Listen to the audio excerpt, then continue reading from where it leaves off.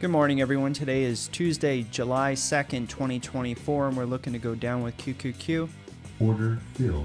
We're expecting a quick drop to the 21 moving average on our 1 minute chart.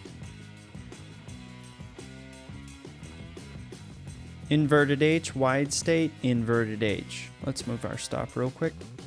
Inverted H, wide state, inverted H. Let's move the stop a little bit more. 555, inverted H, wide state, inverted H. Order fill. And there you are, ladies and gentlemen, a $1 move. Actually, I think it was closer to 99 cents, but close enough is good enough. You can't complain for a 2-minute trade.